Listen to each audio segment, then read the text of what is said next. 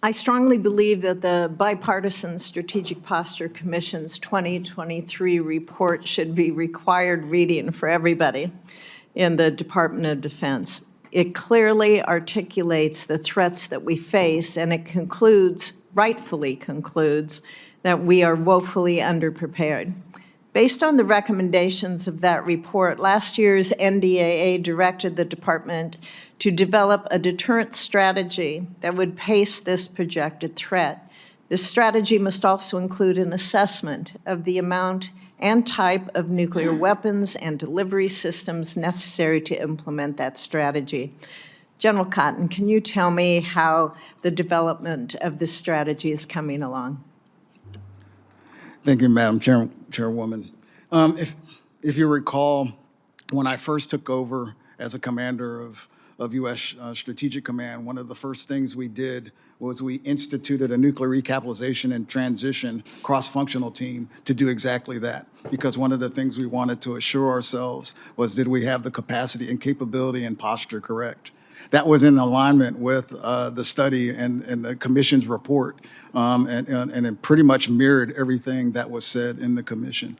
Since that time, what we have done is looked at the options that are available on all three legs of the triad. We're currently sufficient, but in order to maintain sufficiency, as we continue to have legacy systems online before the new systems come on board, there are some options within all three legs of the triad to increase capacity and capability.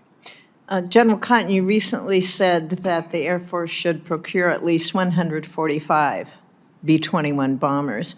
From your position as STRATCOM commander, can you share with us why you assess that that should be the new procurement floor? Yes, Senator.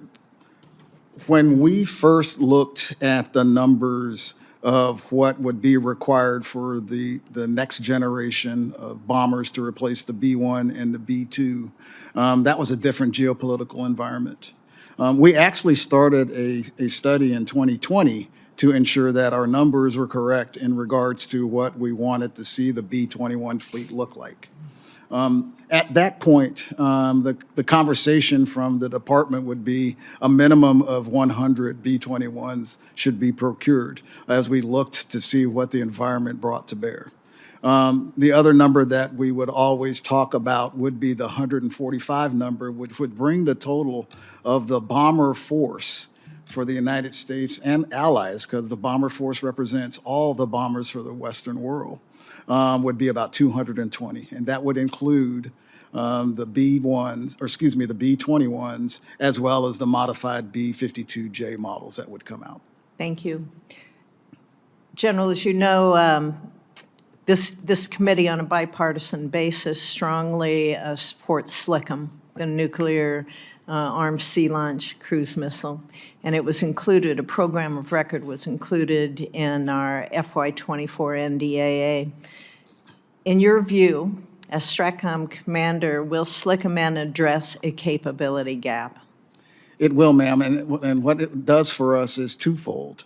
It gives the president a broader range of options, and I think that is my role and my job as a combatant commander, is to present a broad range of capability and options for the president. It also provides not only as it's a regional tool that can be used as well. So we can actually benefit from our geographic combatant commanders, which they support the idea of SLCM-N as well, because from a regional perspective, it can hold adversaries at risk. And yes or no, do you see opportunities to speed up that program? I would hope so, Madam Chairwoman, and the reason is I know that there's a program of record that has been established in the Department of the Navy. I would love to see some acceleration from that team to see what we can do to get the assets a little quicker and move it to the left. General Whiting, I want to get one question in for you at this point as well. Every service relies on your assets that are based in space. I don't think that gets enough attention. Are you coordinating with the other combatant commands and also with services, with the intelligence community, to make sure that these assets under your command are going to be integrated appropriately? Madam Chairwoman, absolutely. In fact, I have a liaison element that I have assigned to each of the other combatant commands. So there's a liaison element from U.S. Space Command that sits inside of USSTRATCOM, as well as all the other combatant commands, to persistently do that type of coordination to make sure that our operational plans are advancing together, that our real-time operations are considering each other's capabilities. We do that with our intelligence community as well, primarily through the National Reconnaissance Office. Again, we have an exchange of liaison officers and operational centers that work together. And then with the services, as a joint headquarters, I have not only components from each of the services assigned to me, but I have personnel from all of those services, which keep us tightly linked with their future plans as well. Thank you. General Whiting, what would be the impacts to the mission effectiveness of SPACECOM were the government to auction off spectrum currently utilized by the department? Could Golden Dome even take place? Ma'am, we could not execute Golden Dome without full access to those two spectrums that we discussed earlier, the lower 3, and then the 7 and 8 gigahertz. We use that lower 3 band, again, through so many of our radars to be able to track from the ground. And then the 7 and 8 gigahertz band is so important for our communications and other special missions. Can only see those requirements getting bigger for those spectrums as Golden Dome delivers. And if it was auctioned off, and if it was vacated by the department, what's the time frame? Not to mention the cost. What is the time frame in research development for those new sensors to be even located in another spectrum that wouldn't have the capability that the current spectrum has to even accomplish that? 10 years, 20 years? Madam Chairwoman, I don't have a timeline because I think our focus has been not on vacating that, but figuring out if there's a way to share that spectrum through dynamic spectrum sharing. And I understand there's technologies there that may make that available. The department has done some studies on that and laid out a series of conditions that would need to be met if dynamic spectrum sharing can occur, and I endorse that those conditions must be met if we're going to figure out a way to share that spectrum with commercial industry. Can dynamic sharing take place now?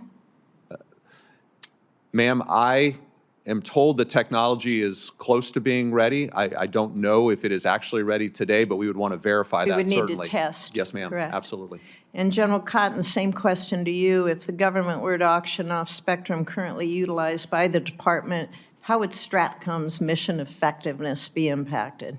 It would be impacted, Madam Chair, because what would happen is, to the point that was made by General Whiting, you know, we count on understanding what the threat looks like, being able to see that threat before it actually comes. We call that left of launch type of activities, as well as what we're talking about in the higher bands on what is the capacity and capability of my 3 legs to be able to utilize SATCOM, et cetera.